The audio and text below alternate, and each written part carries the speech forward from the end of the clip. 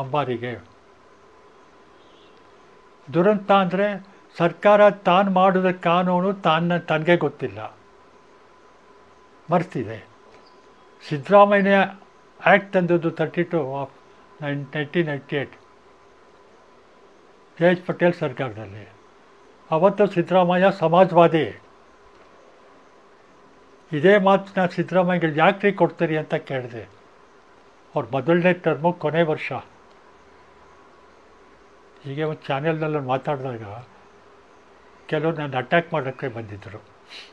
ಅರಮನೆ ನೀವು ಬೈದ ಅಂತ. ಅರಮನೇನು ಬೈಲಿಲ್ಲ, ಬಾಡಿಗೆ ಯಾಕೆ ಕೊಡ್ತೀರಿ ಅಂತ ಕೇಳಿದ್ದು. ಆಗ ಸಿದ್ದರಾಮಯ್ಯ ಕರ್ಸಿ ಮಾತಾಡಿದ್ರು. ನಾನು ಹೇಳಿದೆ, ನೀವೇ ಯಾಕೆ ತಂದವ್ರು, ನೀವೇ ಯಾಕೆ ಕೊಡ್ತೀರಿ, ಡಿಫೆಂಡ್ ಮಾಡಿ, ನನ್ನ ಕಾರಣ ಹೇಳಿ, 40 ಲಕ್ಷ ಯಾಕೆ ಕೊಡ್ತೀರಿ. ಮಾತಾಡಲಿಲ್ಲ ಅವರು, ಆಕಾಶ ನೋಡ್ತಾ ಕೂತ್ಕೊಂಡ್ರು. ಅವತ್ತು ನೀವು ಸಮಾಜವಾದಿಯಾಗಿದ್ದೀರಿ, ಇವತ್ತು ಅಧಿಕಾರವಾದಿಯಾಗಿದ್ದೀರಿ, ಕುರ್ಚಿವಾದಿ ಆಗಿದ್ದೀರಿ, ಸರ್ಕಾರದ ಹಣ ಪೋಲ್ ಮಾಡ್ತಾ ಇದ್ದೀರಿ ಇಲ್ಲಿ ಅಂತ ಹೇಳಿದೆ. ಆ ವರ್ಷವೂ ಕೊಟ್ಟರು, ಹೋದ ವರ್ಷವೂ ಕೊಟ್ಟರು, BJPಯವರಂತೂ ಈಗ ಅದು ಬಾಡಿಗೆ ಕೊಟ್ಟಂಗೆ ಆಗ್ಬಿಟ್ಟಿದೆ. 40 ಲಕ್ಷ ರೂಪಾಯಿ ಕೊಟ್ಟು ದಸರಾಗೆ ಭಾಗವಹಿಸಿ ಅನ್ನೋಕ್ಕೆ 40 ಲಕ್ಷ ಕೊಡಬೇಕಾ? ಇದು ಅದೇ ರೀತಿ ಚಾಮುಂಡೇಶ್ವರಿ ದೇವಸ್ಥಾನದ ಪ್ರಶ್ನೆ. ಇಲ್ಲಿಂದಲೇ ಅದು ಅಂಟಾಕೊಳ್ಳುತ್ತೆ. ಇಲ್ಲೂ ಹಣ, ಅಲ್ಲೂ ಹಣ. ಮುಖ್ಯವಾದದ್ದು ಸರ್ಕಾರ ಒಪ್ಪಲಿ ಬಿಡಲಿ, ಮೈಸೂರು ನಗರದ ಜನ ಅರಮನೆ ಒಳಗಿರೋರು ಇನ್ನು 50 ವರ್ಷ ಆದಮೇಲೆ ಇನ್ನೊಬ್ಬ ಬರ್ತಾನೆ, ಅವನು ಮಹಾರಾಜ ಅಂತೇಳಿ ಗಮನಿಸ್ತಾನೆ. ಯಾತಕ್ಕೆ? ನಾಲ್ವಡಿ ಕೃಷ್ಣರಾಜ ಒಡೆಯರು, ಜಯಚಾಮರಾಜ ಒಡೆಯರು ಅದ್ದೂರಿ ಮೆರವಣಿಗೆ ಹೋಗ್ತಿದ್ರಲ್ಲ, ಅದನ್ನು ಜನ ಮರೆಯೋಲ್ಲ.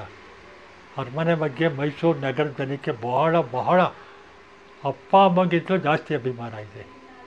ನೀವು ನೋಡಬೇಕಾದ್ರೆ ಪ್ರೊಸೆಷನ್ ಹೋಗುವಾಗ ಮಹಾರಾಜರ ಈಗಲೂ ಚಾಮುಂಡಿ ತಗೊಂಡು ಹೋಗುವಾಗಲೂ ಮಹಾರಾಜರ ಕಾಲದಲ್ಲಿ ಫುಟ್ಪಾತಲ್ಲಿ ಕೂತಿರೋ ಜನ ಅದುವರೆಗೆ ಕೂತಿರ್ತಾರೆ. ದೂರದಲ್ಲಿ ಹತ್ತಿರ ಬಂದಾಗ ಎದ್ದು ನಿಂತ್ಕೊಂಡು ಸೊಂಟ ಬಾಗ್ಸ್ ಕೈ ಮುಗಿತಾರೆ. ಇನ್ನು ಕೆಲವರು ಅಲ್ಲೇ ನಮಸ್ಕಾರ ಮಾಡ್ತಾರೆ, ಹಳ್ಳಿಯಿಂದ ಬರೋರು. ಅಷ್ಟು ಗೌರವ ಇದೆ.